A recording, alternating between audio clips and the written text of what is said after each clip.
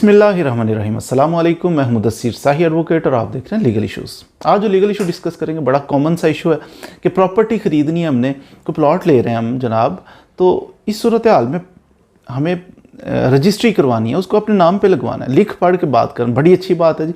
जब भी टाइटल मुंतकिल करना है एक बंदे से दूसरे बंदे के नाम पे, ख़रीदो फ़रोख्त करनी है, तो उसको लिख पढ़ के करना चाहिए, रजिस्टर्ड होना चाहिए डॉक्यूमेंट, ताकि सरकार गवर्नमेंट के कागजात के अंदर भी वो चीज़ आ जाए कि किसने बेची, किसने ख़रीदी, पहले मालिक कौन था, अब कौन है। तो इसके लिए रजिस्ट्री करवानी पड़ती है। रजिस्ट्री का 2024 के अंदर लेटेस्ट, पहले भी हमारी रजिस्ट्री के ऊपर बड़ी डिटेल एक वीडियो है, लेकिन वक्त के साथ साथ टैक्सेस की वो बढ़ जाती है, कोई टैक्स छूट हो जाती है किसी टैक्स में, कोई टैक्स थोड़ा सा बढ़ा दिया जाता है, तो ये चेंजेस आती रहती हैं। 2024 के अंदर मैं आपको अर्ज़ कर देता हूँ लेटेस्ट अपडेट्स कि आप आज अगर जाते हैं 2024 के अंदर कोई प्रॉपर्टी परचेज़ करते हैं या आप सेल कर रहे हैं, कौन कौन से टैक्स किसको पे करने हैं, कितने पे करने हैं। सबसे पहले अगर आपने प्रॉपर्टी बाय करनी है 2 मरले, 4 मरले, 10 मरले, जितनी भी, तो उसका पर मरला का थोड़ा सा जेहन में रखना है कि टैक्स कैलकुलेट करते हुए 2 तरीके होंगे। एक ये होगा, मिसाल के तौर पर मैंने 5 मरले या 10 मरले प्रॉपर्टी परचेज़ की है, 10 मरले प्रॉपर्टी मैं जनाब प्लॉट ले लिया, 10 मरले प्लॉट लिया, इसके ऊपर 1 करोड़ रुपए का मैंने लिया है, 10 लाख का मरला। मेरा काम है मैं जाऊं जाके बताऊं जनाब 1 करोड़ का ये सौदा हो गया, 1 करोड़ का मैंने प्लॉट ले लिया, तो अब इस पर टैक्स, वो अच्छा जी 1 करोड़ के ऊपर इतने % टैक्स पड़ते हैं, वो हिसाब लगा के बता दें।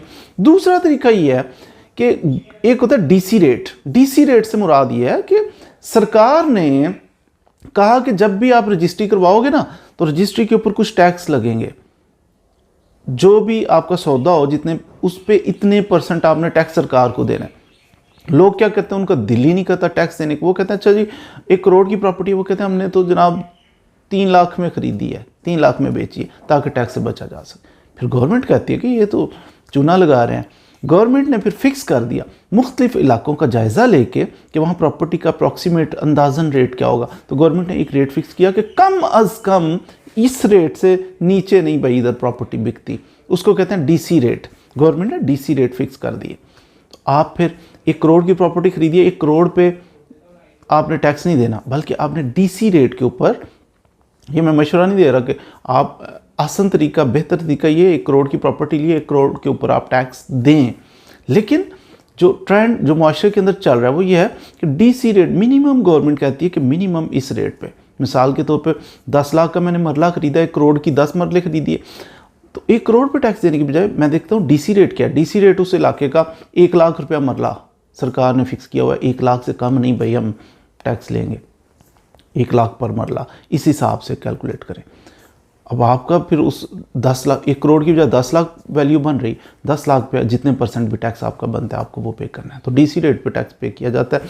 सादे लोग जो हैं वो बेचारे बाज़ दफ़ा जाते हैं, उनको पता डीसी रेट, वो 1 करोड़, अच्छा जी 1 करोड़ का सौदा हुआ है, उस 1 करोड़ के हिसाब से उससे टैक्स लेते हैं। आगे जमा करवाना है तो हो सकता है कोई ब्रोकर या इस किस्म का आदमी, तो वो 1 करोड़ पे ले के 10% टैक्स, मिसाल के तौर पर 10 लाख रुपया ले लिया, उधर जाके 10 लाख पे 1 लाख देगा, 9 लाख जेब में डालेगा और फरार हो जाएगा।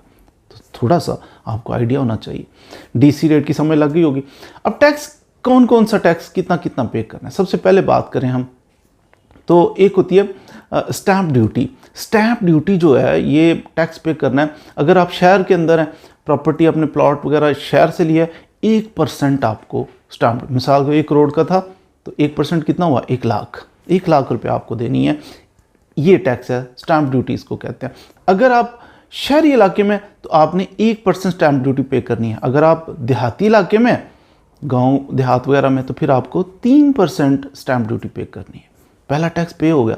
दूसरा टीएमए की फ़ीस होती है 1%, मिसाल तो 1 करोड़ का था तो 1% कितना हुआ, 1 लाख रुपया, तो ये टीएमए की फ़ीस 1% आपको पे करनी होती है। फिर एक होता है 236 के एफबीआर का भी टैक्स इसको कहते हैं, फेडरल का टैक्स भी कहते हैं। तो एफबीआर का जो टैक्स है ये आपको पे करना होता है।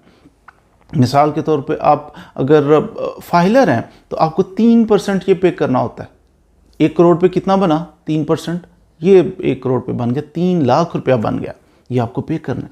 अगर आप नॉन फाइलर हैं, आप NTN नहीं बना, गोशवारे जमा नहीं करवाते, नॉन फाइलर हैं, फिर आपको 10.5% वो ढेर सारा टैक्स है ये 10%। इट मीन्स 10.5% मीन्स कि 1 करोड़ की प्रॉपर्टी आपने बाय की है, 10 लाख रुपया सिर्फ ये एक किस्म का टैक्स है। तो फ़ौरन फाइलर हो जाए। होता ये बाज़ दफ़ा हम नॉन फाइलर हैं तो पूछा जाता है जी ये फाइलर नॉन फाइलर, अच्छा तो 10% तो यही टैक्स है, 10 लाख तो सिर्फ यही टैक्स है, बाकी टैक्स अलग है। 10%, 10 लाख तो यही हो गया। क्या करते हैं, आपसे पूरे पैसे लिए, आगे चुपके से जाके जो ब्रोकर, जो क्या कहूँ उसको, एजेंट कह दो, एजेंट साहब क्या करते हैं, चुपके से आपका ID कार्ड लेके आपको फाइलर बना दिया होता है। फाइलर बना के तो टैक्स रिड्यूस हो जाता है, 10% से 3% पे चला जाता है और आपको खबर भी नहीं होती कि मैं फाइलर बन चुका हूँ। बाद में कभी नोटिस आता है ना इनकम टैक्स वालों की तरफ से, तो आप परेशान, ये टैक्स का नोटिस कहाँ से आ गया। फिर वो आप किसी वकील साहब से रुजू करते हैं, वकील साहब दे के, यार ये कैसा रिटर्न जमा करवाई थी, इसके ऊपर तो 00 लिखा हुआ है, मेरे पास कुछ नहीं है। बंदा कहता है मेरे पास तो कुछ था। बहरहाल अब पछतावे क्या होत जब चिड़ियाँ चुग गई खेत। तो ये चुपके से आपको फाइल, जब आप रजिस्ट्री करवाते हैं आप खुद ही फाइलर कह के रिक्वेस्ट करके फाइलर बना करें कि 10.5 की बजाय मैं 236 का जो टैक्स है, FBR का जो टैक्स है, मुझे 3% देना पड़ेगा, मुझे फाइलर बनाओ। फाइलर किसी अच्छे बंदे से बने, समझदार बंदे से, जो रिटर्न आपकी जमा करवाए तो किसी तरीके से लीके से करवाए, कल को आपको परेशानी ना हो। इसके अलावा एक फ़ीस होती है capital gain tax. Gain tax ये होता है कि जो बंदा सेल कर रहा है प्रॉपर्टी उसको पड़ता है ये। अगर तो नॉन फाइलर है तो उसको पड़ेगा 6%, अगर फाइलर है इनकम टैक्स रिटर्न जमा करवाता है तो उसको 3% पड़ेगा। 3% और 6%। फाइलर बन जाना चाहिए प्रॉपर्टी बेचने वालों को भी कि देखें 3%, यानी 1 करोड़ की प्रॉपर्टी की बात हो रही थी तो 6 लाख रुपया उसको पड़ेगा। 6 लाख, अगर ये फाइलर है तो इसको 3 लाख पड़ेगा।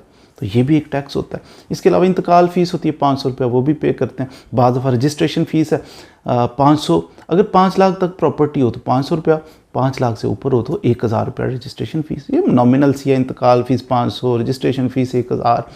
तो बाकी इस किस्म के थोड़े मिसलिनियस किस्म के कापियाँ करवानी है, ये करना, छोटे मोटे खर्चे होते हैं। मेन मैंने आपको बता दिए कि 2024 के अंदर अगर रजिस्ट्री करवानी है तो आपको ये टैक्स पे करना है। कैपिटल गेन टैक्स हमेशा बेचने वाला पे करता है। बाद होशियार लोग मक्कारी से, होशियारी से लिख देते हैं मुआहदे के अंदर कि सारे टैक्स आप पे करो। क्यों सारे टैक्स ख़रीदार बेचारा पे करेगा? जब आपको लगा आपको है तो आप पे करो ना, बेच आप रहे हो, आपका टैक्स है, आप पे करो।